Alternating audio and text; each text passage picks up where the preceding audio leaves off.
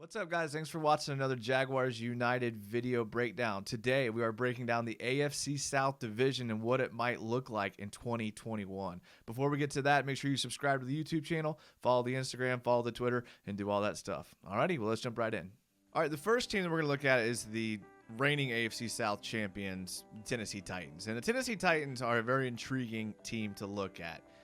Great offensive team and a pretty mediocre defensive team. Last season, though, 11-5 record, same as the Colts, where they had the tiebreaker with the Colts, and they ended up winning the division. They lost in the wild card game to the Ravens, 13-20. So, ironically, it was the defense that was holding them back in the regular season, and then it was the offense that couldn't score in the wild card game against the Ravens. So pretty ironic how that happened, but I guess that's football for you. They added Caleb Farley, the DB out of Virginia Tech, in the draft this year, which was very, very good move because, I mean, they've been trying to add to their defensive secondary for a while. It's kind of one of their weak points. Last year, they signed Christian Fulton, the DB out of LSU. So they're trying to get better there. They signed guys like Janoris Jenkins out there. But, I mean, you're still looking at guys on that roster like Breon Borders. I think I saw was on the team. Used to be a Jag. A couple other players like that just are Quentin Meeks, if you remember him from the Jags as well. So, I mean, they're trying. They're getting players there, but that's definitely their weak spot. Weren't great last year. They gave up a lot of long, drawn-out drives. Jeffrey Simmons and Jayon Brown, though, were beasts. So, I mean, they're looking to build off of their performances last year. Defense coordinator Shane Bowen was a guy that people aren't sure about yet. They brought in Jim Schwartz, the defensive assistant, thinking that could help him a lot. But there's just a lot of weird things that happened. I mean, they brought in Bud Dupree. He's coming off of an ACL injury. They brought in Danico Autry, who used to play for the Titans, who's the Colts, who's a very good player. So the D-line's looking okay. Rashawn Evans, I like Rashawn Evans. It's just going to come down to, can they get stops, and can they stop these high-powered offenses? Because their offense is just incredible. I mean, their offense second last year in points per drive. They lost their offensive coordinator, so they promoted the tight ends coach Todd Downing, who is kind of an unknown, but they have so many playmakers on that offense. They added Julio Jones, obviously, to pair up with A.J. Brown.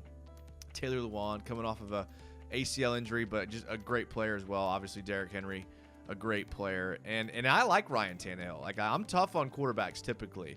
And I like Ryan Tannehill. I was big on him even at Miami. You know, there's just something about him that just kind of seemed like he was a gamer and he could play.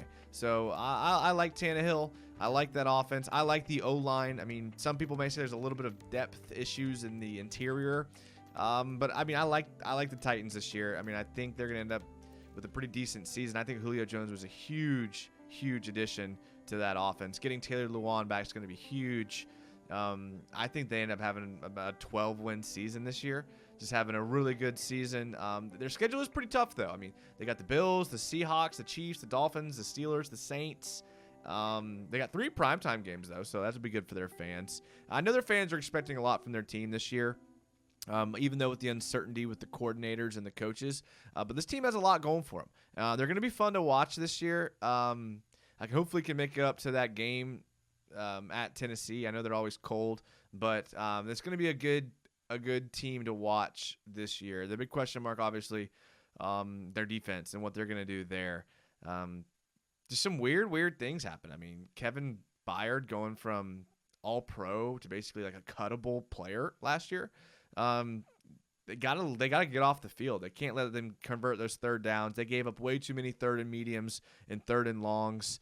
And then just the clutch, right? The offense has to show up in the playoffs, and that's going to have to be what they do. Excited for them. I think they finished first in the division, and who knows how far they go. Playoffs are always weird, but regular season should be a pretty solid team. All right, next we're going to look at the Indianapolis Colts, and I think the Colts will have a pretty decent season this year. I think that they will probably end up finishing the division second. They had a great season last year, 11-5. They made the playoffs. They lost to the Bills in the first round. Although, I mean, they were 11-5. They're second in the AFC South, but I still think, if I remember correctly, I don't think they would have gotten into the playoffs if it wasn't for that extra wild card spot. So a lot of people are kind of looking at this Colts team and kind of not really sure what to expect, especially out of the offense.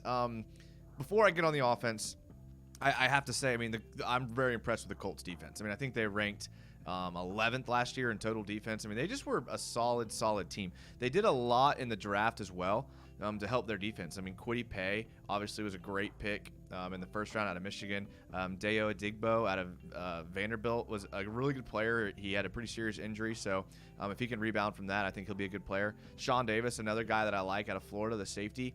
In addition to, obviously you got Buckner, you got Darius Leonard, Bobby Okereke, a lot of guys. They re-signed veterans Xavier Rhodes, TJ Carey. I mean, so they got guys back there that I like, and the defense is going to have to be what carries them this year, because I don't have a lot of faith in their offense. But I do think their defense is good enough to carry them, but I just don't have a lot of faith in their offense. Now, obviously, going out and signing Eric Fisher was great, but I'm not a huge fan of Carson Wentz, and I know that Colts fans are all in on him, and that's fine. And honestly, I like Carson Wentz as a guy. I hope he has a pretty good career.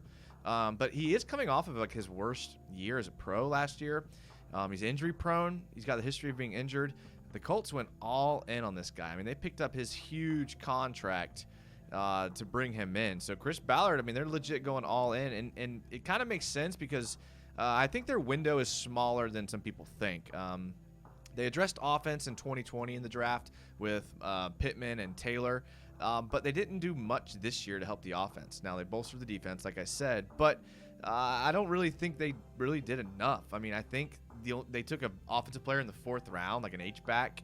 Then they took Sam Ehlinger in the 6th round. So, I mean, unless he comes in some sort of wildcat package, he's not going to help him very much.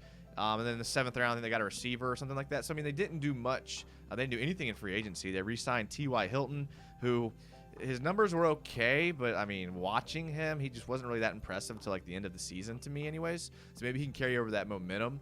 But outside of their running back room in their left side of their offensive line, I mean, obviously Quentin Nelson's a beast, and he's going to create problems for anyone. One of the best in the league, Pro Bowler last year, along with the center Ryan Kelly.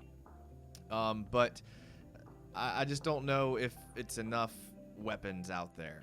The running back room is good. Jonathan Taylor, Marlon Mack, Nyheim Hines. I even like Jordan Wilkins a lot, to be honest. But just the receiver room is really where I have issues. Michael Pittman is your best player.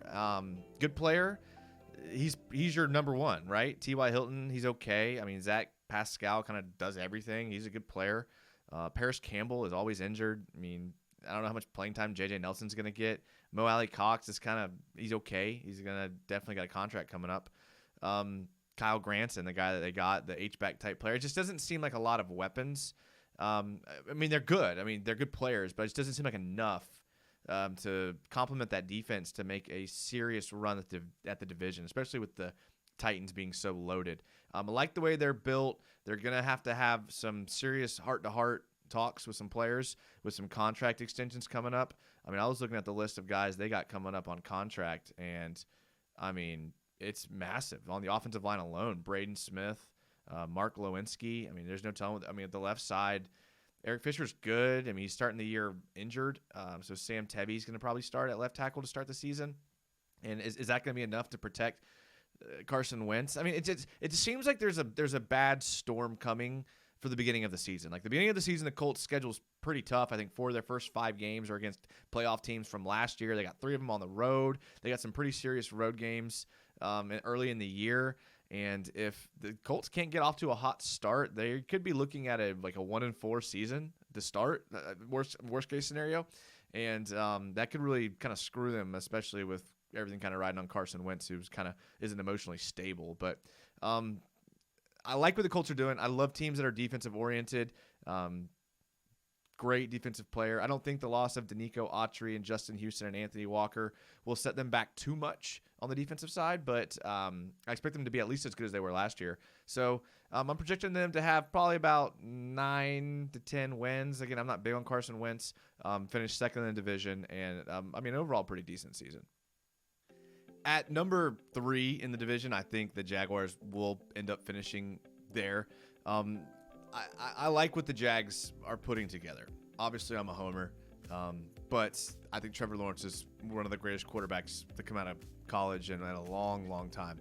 Urban Meyer, I know there's the whole he has to make the jump to the NFL, but recently coaches have been able to make the jump. The way that the offenses are changing in the NFL, the rules are changing. College coaches are having more success. Look what's happening in Arizona. With Kingsbury and Murray and all these guys. I mean, the transition is not as rough as it used to be.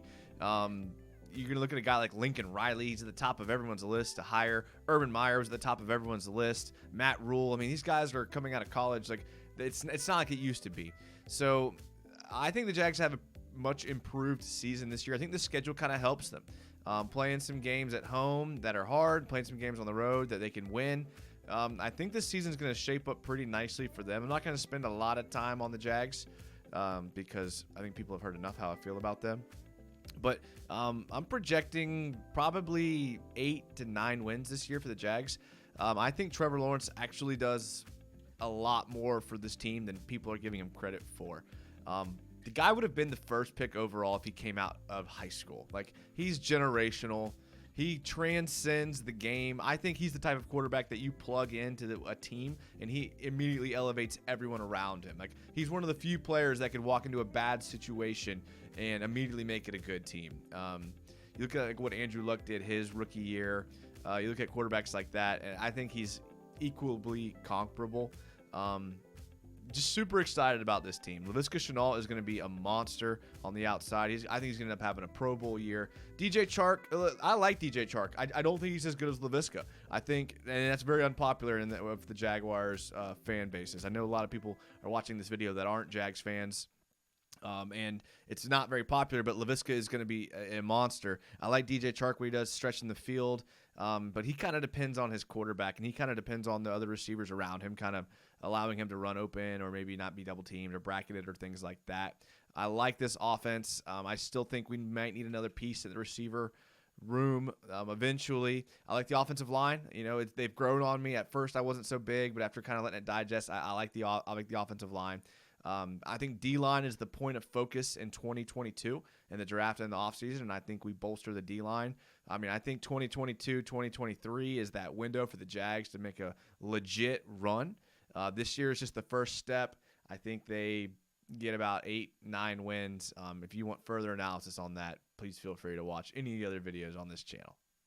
And last but certainly not least, we have the Houston Texans, who I think, going out on a limb here, are going to finish the season in last place in the AFC South.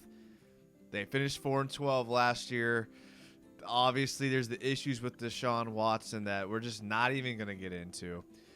Fired their coach mid-season, promoted Romeo Crennel. Now they have David Cullen, who was a passing coordinator for the Ravens, and he's friends with Andy Reid.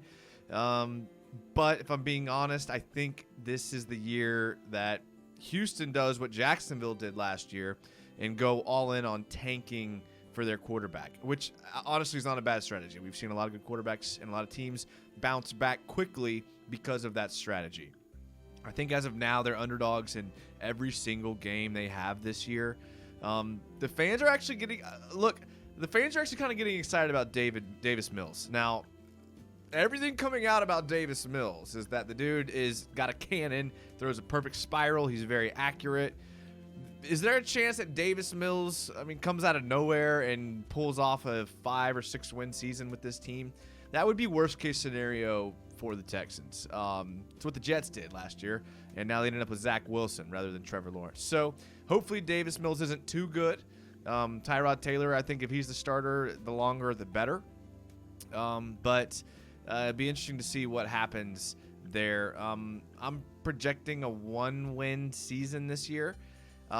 Look, nothing personal, man. The Jags have been there. I honestly don't even hate where the Texans are at. I like some of the young talent they have on that offense that can be there for the 2022 quarterback that comes in. Brandon Cooks potentially could still be there.